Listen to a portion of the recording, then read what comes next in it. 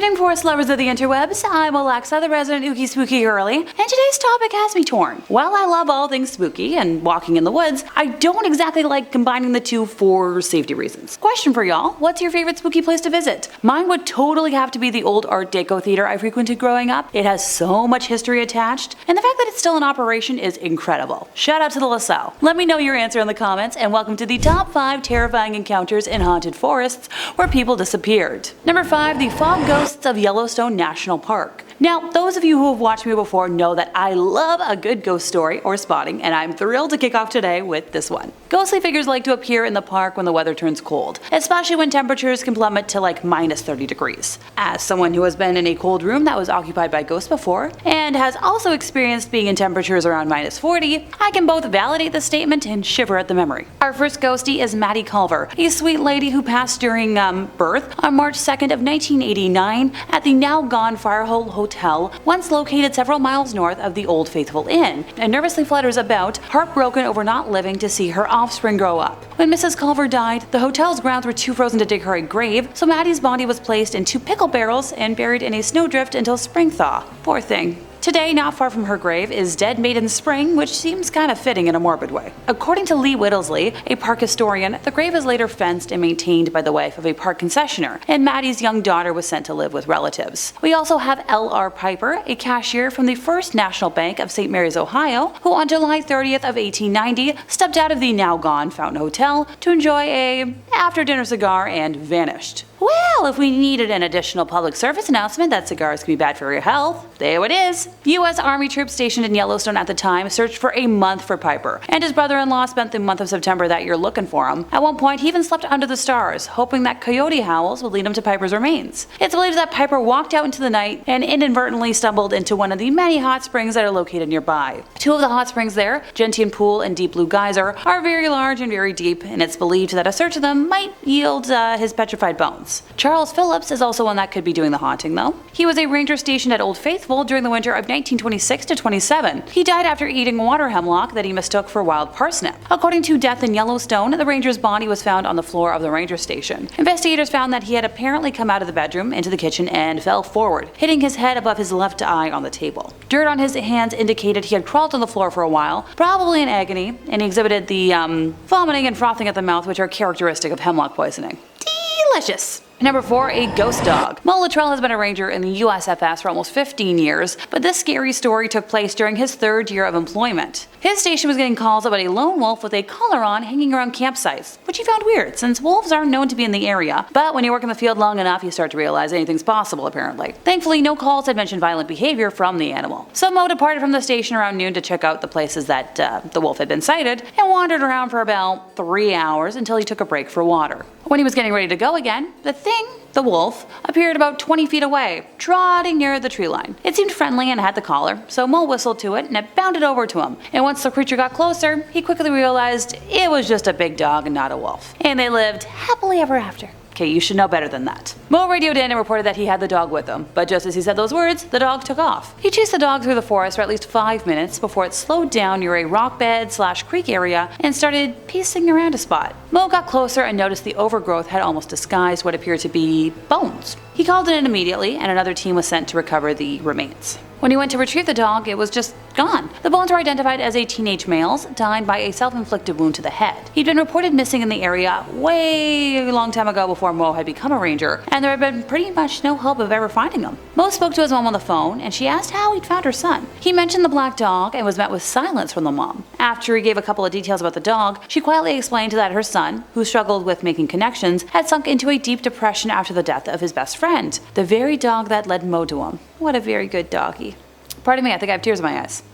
Number 3, Bighorn Mountains Mystery. A fun little Reddit tale for y'all. This one comes from user Camel Panda, taking place in July of 1985. His dad was an avid outdoorsman, and together they'd go on many adventures together in the woods. On this particular day, they were hiking down a very steep slope to get to an area of a creek that had been dammed up by beavers. hoping to catch some big trout. Panda had climbed out onto a rock ledge and was looking for a way down when he saw the stock and action of a old rusty rifle sticking out of a tree, where the tree had grown around the barrel years before, about 10 inches above the ground. He and his dad climbed down to check it out, finding a small cave at the base of the rock formation. Inside they found 3 heavy gauge unopened cans of food, an old cast iron pot that had holes rusted all the way through it, a crusty old saddle and bridle set, and a very deteriorated heavy wool blanket rolled up and tied with a leather belt. When they unwrapped the blanket, they found several personal items, including a rusty old cap and ball black powder revolver, a leather satchel with a lead pistol, a powder horn with no black powder in it, tarnished old cartridges, a straight razor, and most unsettling was a shirt with holes in it and over half of it stained in red. The only thing that somewhat dated this fateful campsite were the weapons, both of which were made sometime in the 1870s. There's no way to ever know what happened to the man who owned all this stuff, but the fact that he or someone he knew was obviously targeted twice with either a firearm or arrows, and all his belongings were sitting right where he left them, possibly 100 years later, it's kinda highly unlikely he left that area alive. Discovering what amounts to be a 100-year-old crime scene in a very remote wilderness freaked out Camo, and rightfully so. Sadly, I don't know what he and his dad did with what they found, but I'm hoping the family of the deceased has been given closure. Number 2, Glen and Bessie.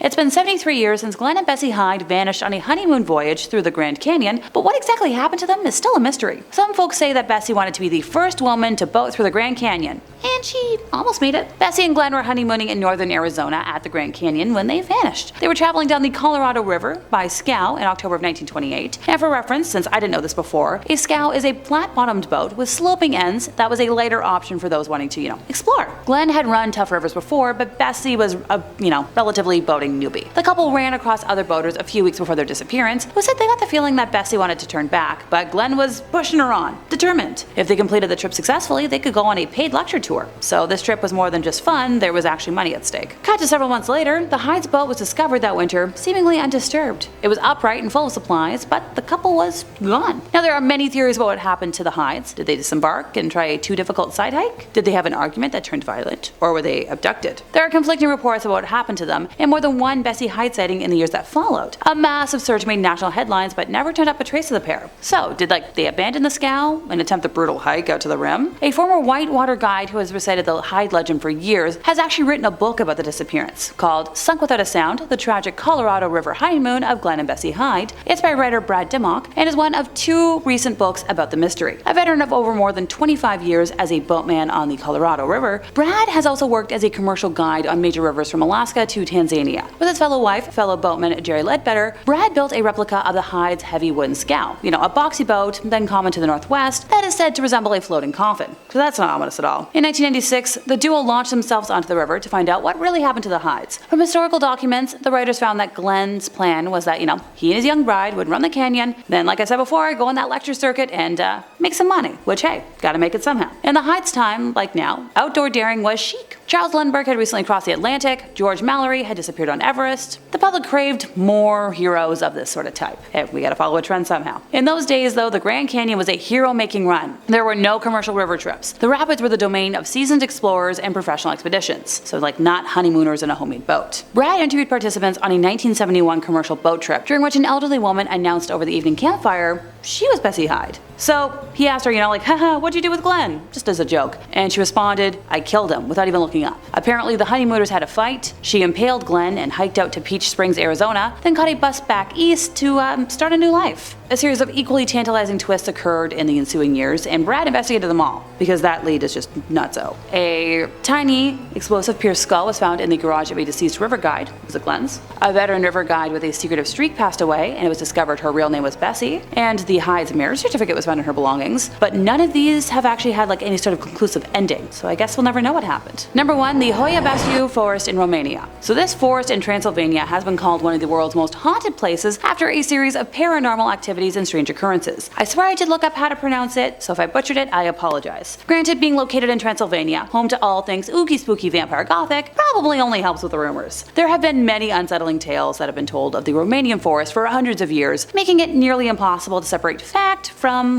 fiction. Located in northwestern Romania, it's known as the Bermuda Triangle of Romania, since strange occurrences are said to have occurred here. Kind of like a shepherd who's said to have disappeared with a flock of 200 sheep, and a young girl who disappeared only to emerge 5 5 years later without having aged. However, one of the strangest events that ever happened in the forest comes from the tale of a woman who disappeared with a 15th century coin in her pocket. After a significant amount of time had passed, the woman returned as if no time had passed with the same coin. Its reputation as a home for the paranormal and alien encounters is heightened by its eerie atmosphere of twisted skeletal trees that span across 700 acres. This was due to the reported UFO sightings that were famously photographed in the 1960s by biologist Alexandru Sift, which showed flying objects and gave the forest a reputation as a place for strange and unexplainable events. Even the forest trees themselves hold an enigma, as these 200-year-old trees seem to be young, and most of them are twisted at the trunk or unusual in shape. Most of the paranormal activity seems to be concentrated in that particular part of the forest, which is free of vegetation and formed into a perfect circle. The soil of this vegetation-free area has been tested, and no anomalies were found that would prevent the growth of any plant life. Visitors often report feeling intense feelings of anxiety and the feeling of being constantly watched. As the forest's website warns, and locals tend to stay away because they fear that if they enter, they will never find their way out. There are many first-hand reports from people who visited the forest and left with strange symptoms which range from a mild case of unease to physical symptoms such as severe rashes, headaches, and even burns. And that brings us to the end of our time, and I'm